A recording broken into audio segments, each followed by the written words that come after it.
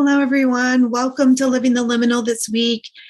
It's Kristi again. I am doing this podcast this week from my basement, and very purposeful, very intentional. I have always felt like that whenever I'm on video, it has to come from something that has a very pretty background. And our basement to me is not pretty, right? It's not. It always has felt like just kind of like a dungeon, dreary, lack of energy. We don't have it, fixed up in the way that maybe would be beautiful for an image. And then it occurred to me just a short while ago, to be honest, that the basement is really symbolic of the unconscious mind. And going into those places that scare us because they're unknown, and really just finding comfort and playfulness and fun and laughter, and taking the wisdom and the insight from the symbolism of the unconscious mind and the insights, the ahas about your life, and sort of just like getting messy with it, or molding it into whatever creation you want, might just actually be the smarter way to go, or the more intelligent way to go, or the more blissful way to go. And so I've decided to start doing these podcasts from this little couch in our basement, because I think we can find a relaxation in these darker places in our life instead of running from them. What if we just sort of leaned in and just sort of had fun with these unknowns about why something happened, or what it meant for us, or how do we get out of a challenge we're having, or how do we feel different? These are really the questions that guide every single moment of our life and what we're searching for. We're all searching for the same exact things in everything we do, in every relationship we have. We are searching for love and acceptance and worthiness and value. And we are not going to get those things by sitting in a pretty office that's highly decorated and looks like perfection. No, we are going to get those from sitting in those imperfect moments and trusting, right? Trusting that we're there for a reason, trusting that whatever we need will come, trusting that we're going to be okay and it's all going to work out for us. And that's the other thing people are wanting. We're all wanting the exact same thing. And that is, we want power. We want to reclaim our power, our personal power, not controlling power, but our personal power, which lies in trust and safety. We want to feel safe in our experiences. We want to feel safe in our relationships, and in our work life, and in our comfort of our own house. Sometimes this basement didn't feel safe. It was safe. There was nothing in this basement room that would have given me the feeling that it was unsafe. It was just something was in me that said, I don't feel so safe here. So if we're living this consciously symbolic life, okay, in our waking world, then we're always going to be looking outside of ourselves for the answers and the feedback. And quite possibly, what if that's never going to give you the right feedback? I mean, it's kind of like been the programming, right? Because like when you started school at a young age, you looked to your teacher, you looked to the books, you looked to the bulletin boards and the chalkboards. I know I'm showing my age. You looked to the television screen for entertainment. So we've kind of been programmed and conditioned to look outside of ourselves. It's not a habitual pattern to look inward. That is something that is learned and acquired through experience, that you have an experience with someone or something and you realize, well, that didn't really get me what I wanted. That didn't make me feel good. And it literally, it could be everything's going right in your life. You just realized there was a relationship that maybe wasn't for you anymore, or you outgrew it, or maybe there were some trust issues or safety issues. Maybe you didn't feel valued in that work relationship or that work place of employment.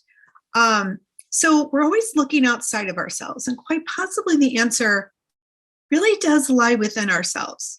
I didn't feel comfortable in this basement because something within me wasn't comfortable. It had nothing to do with the basement. The basement was just showing me where I needed to expand my consciousness, grow my awareness around what's going on in there. What's that knot, right? What's that bundle of energy pointing towards that I need to remember about myself, that I'm forgetting in this looking outside of myself. So I talked about in 2 episodes ago, episode 72, how I've been watching This Is Us 6 seasons, because somewhere along the line I stopped watching it. So I came across another episode of the This Is Us series movie show, and it was so interesting. I have to kind of talk about it because it was like mind blowing, literally mind. And it was a scene between Rebecca, the mother, and her husband, Jack, and Jack's best friend, who completely is like, the name is going away from me right now. I apologize for that. But in the scene, Jack really wants his wife, Rebecca, and his best friend. It'll come to me in a minute. It always does. But for some reason, it's escaping me. I think it's because it's not about him. It's about what he said. And sometimes we do that, don't we? We make our story or what we're telling about all the other stuff, and it's not that important. But anyway, Jack really wants his wife and his best friend to get along.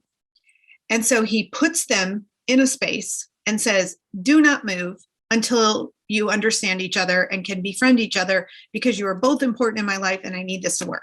Okay, so they sit there. And once they get over the initial emotions of this is annoying and why do we have to do this, which is always how we approach everything, right? Rebecca says, okay, I'm willing to give this a try.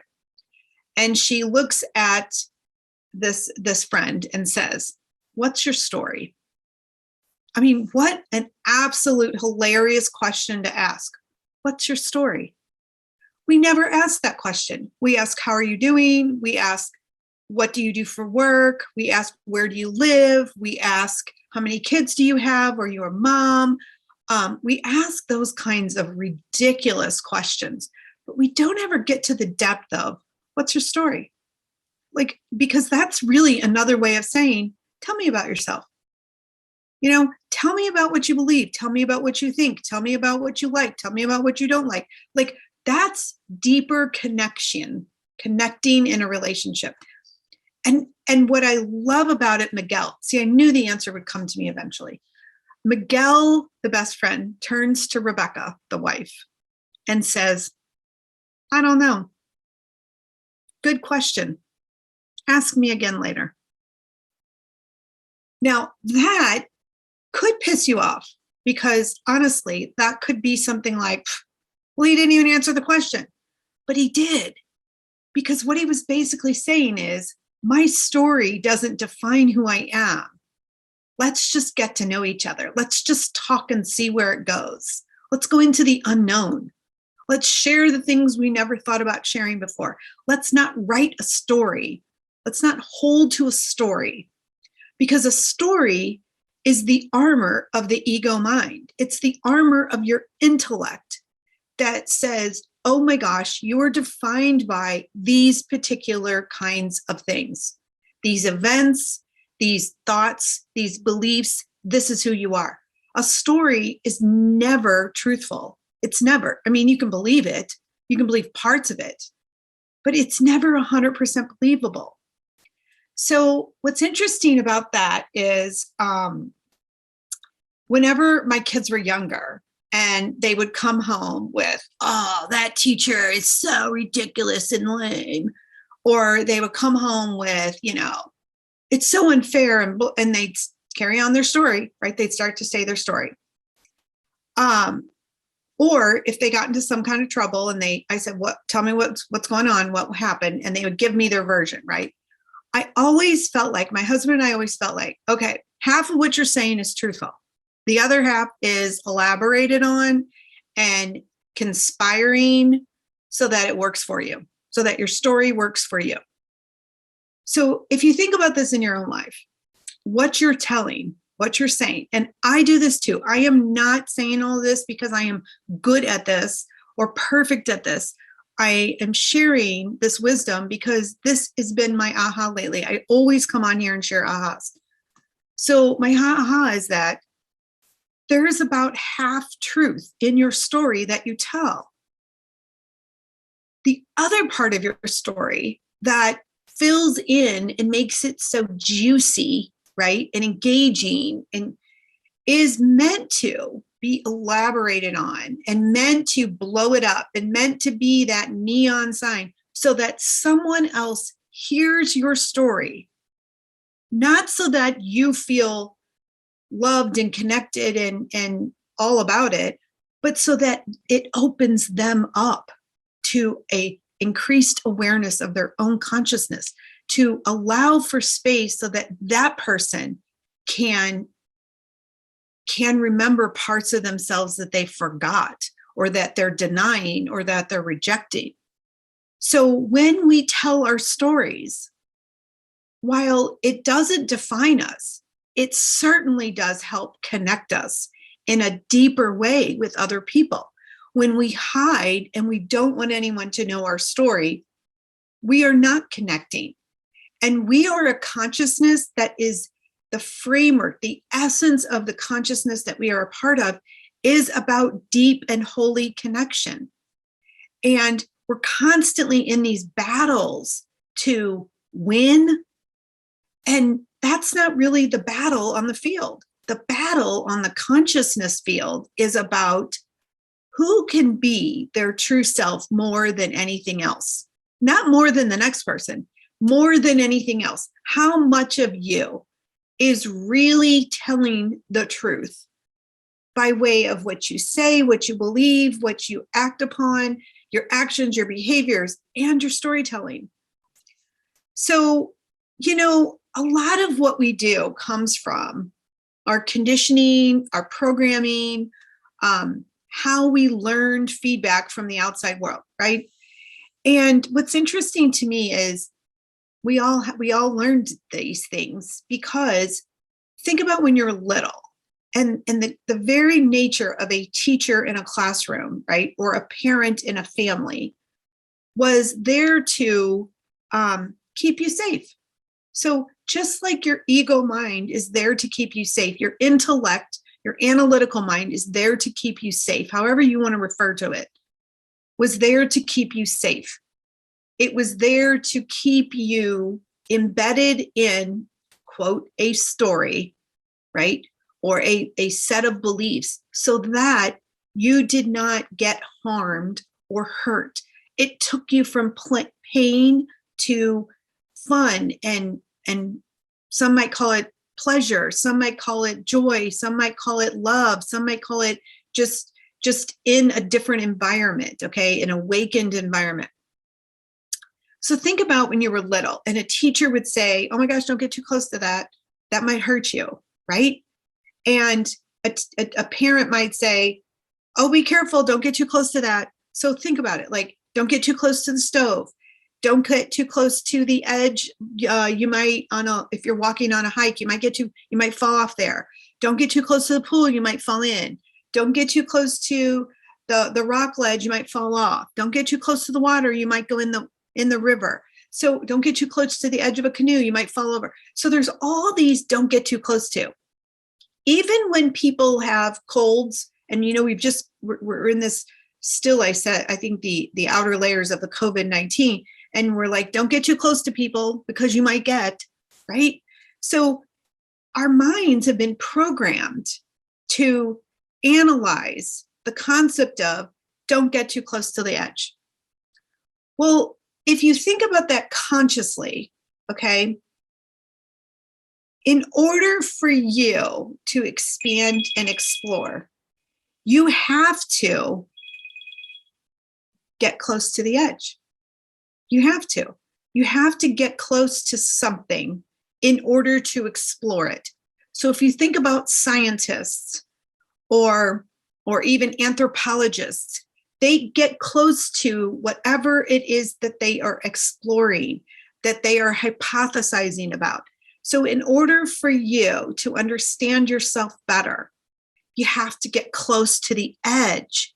And the edges, you have to go to the parts that you're unknowingly knowing about. The unconscious, the shadow. You have to get close to those things. Sometimes we have to get close to painful experiences again in order to rethink it, in order to analyze it differently, in order to shift perception. You have to get close to something. So the edge really holds a lot of magic. Now, so often in our lives, we want to know how. How do I get close to the edge? How do I do that? Tell me how to do that. Tell me how to do that. We're all about steps. Give me 3 steps. Give me things to do. I want a to-do list. I want the practical way to go about this. The interesting question is not how. It's not even what to do. The bigger question here is why. Why is going to the edge so evolutionary? Why is going to the edge going to literally allow you more choice, satisfying relationships, ideas that morph into beautiful experiences? Why makes sense? Because literally it takes you out of your current reality. And when you understand why going to the edge is so magical and miraculous and mystical, is because it opens up. If you think about a couple of, maybe 8 months ago, I was hiking with a friend in upstate New York. And so we're hiking along and there are these big rock ledges. And so you could literally kind of come off the path a little and go out on these rock ledges. And you could just stand there amidst these mountainous ranges of beautiful scenery, trees and colors and leaves. And it was October, so it was gorgeous. And as you stand over, this is the idea of getting close to the edge of something, is that you get a different view. You literally get a different view. It opens up space. It expands your consciousness. It allows for your awareness to go wide and deep so that it's not just, let me take in everything. It's, let me take in the depth of what I'm seeing. Okay, where it comes from, where it ends, where it begins, what happens in the midst of it all, what happens when something else comes around. So the question of why in your life is so valuable too. Think about it. Why are you doing what you're doing? Why are you not doing what you should be doing or could be doing or have the understanding to do? Why do you show up in the way that you show up? Why do you not want to show your true self? Why are you acting in the way that you're acting? Why are you taking that job? Why are you not taking that job? Why are you in that relationship? Why are you not in that relationship? There's so many other whys that we could turn into questions that really expands our curiosity, which once you expand your curiosity, you then allow a total shift of perception and your consciousness gets deeper and wider and more glorious. And you start to see how everything really does fit together and that you are just this piece of consciousness, this personal consciousness, like your own individualness is just one facet of an entire metamorphosis of an ever-changing consciousness. And how you see something is one view, But what if there are 6, 10, 1,000 other views? What would that open up for you if there were other reasons for being here than what you thought?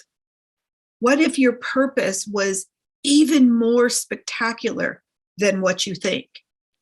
What if the way you show up every day has other availabilities in showing up than what you think it is?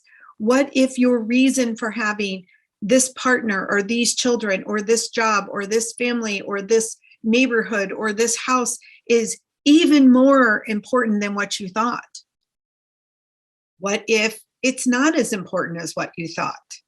What if that was just one moment on the edge of something and now you're back on the hiking around and you're going to go to another edge? I mean, there's a never ending understanding of the way our consciousness, this evolutionary energy that we're a part of. And quite possibly taking a deeper look at the question of why. Why do you tell the story in the way that you do? Why do you leave out certain details? Why do you add certain details to your story? Why are you holding to only your story? Quite possibly, could there be other stories to tell? And it's not to negate an experience. It's not to say that did or didn't happen. That's not what this is about. This is about freeing yourself from the intellect's capacity to hold you prisoner in only one version of a story. And quite possibly, what's your story? Can it be, I don't know, ask me later. And the importance of that is that one scene is that there is an energy of consciousness that's always changing. Your life is always changing. Your past experiences can change because you take a look at them different. You understand the roles that everyone plays. So what if you were the director and you were sitting in this gorgeous, gorgeous theater? Imagine this beautiful theater. And I mean, the chairs, so the chairs are plush and they're, I don't know, whatever color. I like the color purple, so I'm going to make my theater, okay, this beautiful plush purple, velvety, soft, cushiony chairs that absolutely they are going to recline back. Maybe they rock a little because I like to do that just to kind of keep movement around my energy field.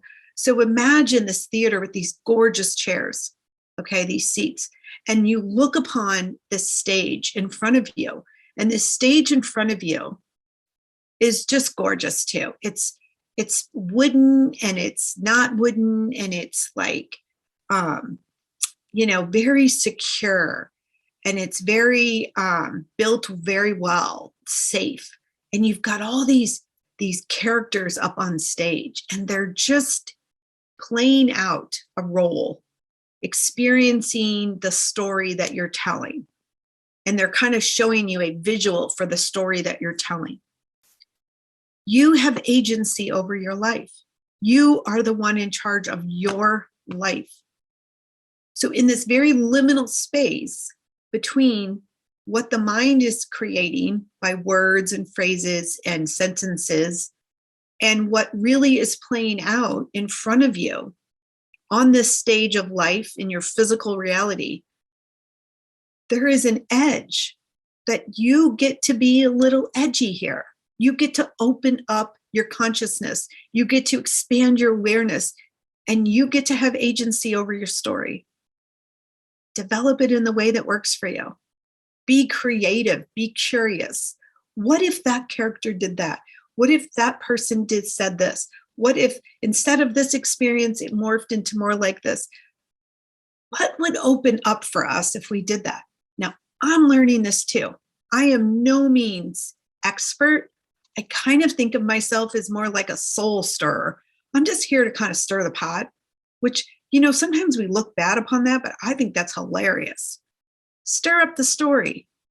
Put it in a pot and stir that sucker up and create and be curious about putting them on the stage of your life in a much different way. What would open up for you?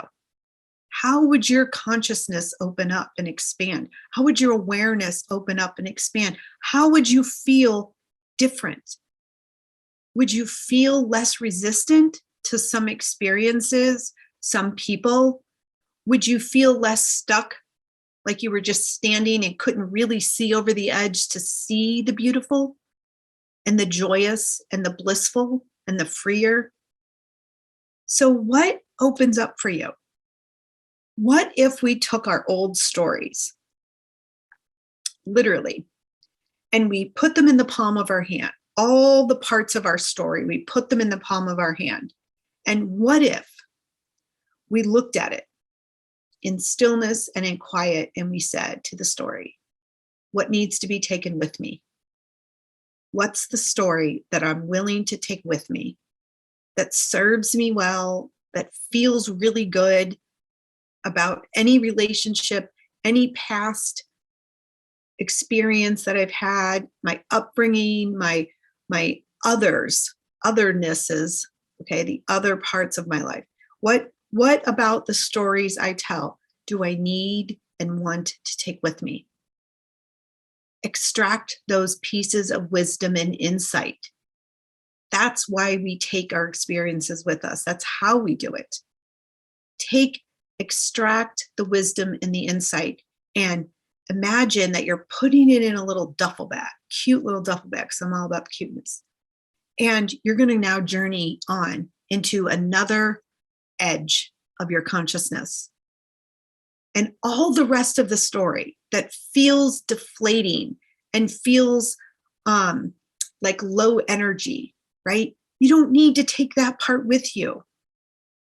That part, you need to kind of give it up to the energy of the consciousness.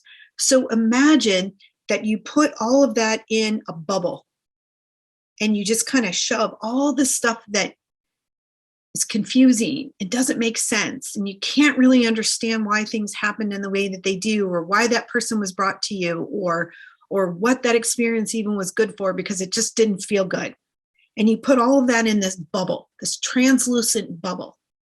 And imagine that you're ready to journey now on the hike of your life, and you're going to go to another edge of this gorgeous, beautiful mountain range to look into the unknown. And imagine you put it in the bubble and you just offer it, you just throw it out into the world, and you give it to the energy of consciousness to be used in a way that someone else needs. Because here's what I know about the stories that we tell. There are parts of our stories that are wise, and we need to listen to them. They are a part of us. They are purposeful for moving our consciousness forward so that we remember our true self, so that we have agency over who we are, so that we reclaim the power in such an amazing, authentically bold way, so that we can journey and evolve with courage. We need to take those parts with us. They are part of us. They are in the heart and soul of our being. And then there are parts of our story that they're not there for us anymore. They're just not, we don't need to take them with us. They're going to weight us down. But that passion and purpose that served us for a time in that story can be used to allow someone else the energetic courage to move their journey forward. So put it in the bubble. Whatever doesn't work for you anymore in your old stories, put it in the bubble and say, I don't really know. I'm going to put it in the bubble because this could be used for someone else. This could be the exact passion, the energetic fire that someone else needs to be ignited with, so that they journey forward with courage and expand their consciousness. And you throw the bubble into the universe, and you grab your beautiful backpack that has all the wisdom and the insight that you need to evolve forward. That is how we live in the liminal. We understand that there's an energetic space between what was and what can be, between an ending and a beginning. And that in that energetic space is a consciousness itself. And there's choice and agency in that consciousness that you get to decide, because it is your life and you have free will. You get to decide, what am I taking with me and what am I letting go of? Full onboard surrender, so that I can move forward in my conscious reality. And yes, there's still parts of me in the basement, still parts of me in my shadow that I'm going to constantly work on. It's an ever evolving consciousness, bringing me always back to my true self and who I really am, and developing strength and a bravery in that. And I'm willing to move forward and not be held back by something that no longer serves me. Those should not be our battles. Those should not be our struggles and our challenges. Those should be just this flowy, beautiful decision.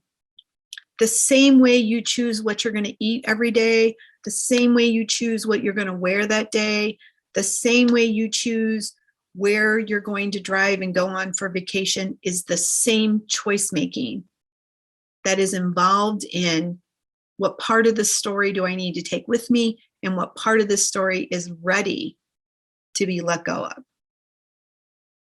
And, we don't hold on to food. We don't say, oh, I don't know. I really loved that rhubarb pie, so I'm gonna carry that rhubarb pie with me in my hand everywhere I go for years. We don't do that. Now, sometimes we do wear clothes for a long time till they get holes in them, but then they're holy. And your story of your past is holy, because it is what's moving you towards holiness. You are whole. You're not broken. You weren't broken. You weren't, there's not a part of you that's lost. There's a part of you that you're just not consciously remembering. So my invitation for you today is to wake up to this gorgeous, beautiful, exciting, yes, challenging, because challenges are opportunities. I'm waking up in a new way. I hope you can feel that. I hope you want to keep coming back and listening to this, because I think that what I have to share is definitely going to take a turn. I'm on a new path. I'm excited to look over my edges and see what's happening here. What's going on? What do I have to bring? What's coming through? This is exciting for me. I hope it is for you too. Take take whatever resonated from my talk today. Take what I'm sharing about what I'm learning, because I'm always going to show up here and just share the things that I've learned and I know and I believe in. And take what you need today. Take what you need from this experience and allow it. Please allow it to expand your consciousness, so that you remember you are worthy. You have value to add to this world that we live in. You are needed in more ways than you even understand. You are needed. And bless you. Thank you so much for listening in my basement. I'll be here again in a couple of weeks talking with you again. Keep listening to Living the Liminal. And if you really like what we're saying, leave some feedback, because I do look at the outside world for feedback. I do. I think we always do. I think we always will. It's part of a story that's never going to end, because we're in this life. We've chosen to be here. And it really can give you some interesting insight. But I'm also learning to trust more of what's coming on the inside of me, and to use my outer reality as a symbol and unattachment to it, as if it's just a symbol. It's just an image showing up for me to go, okay, this is interesting. So bless you. Thank you so much for listening. And I'll see you next time. Take care.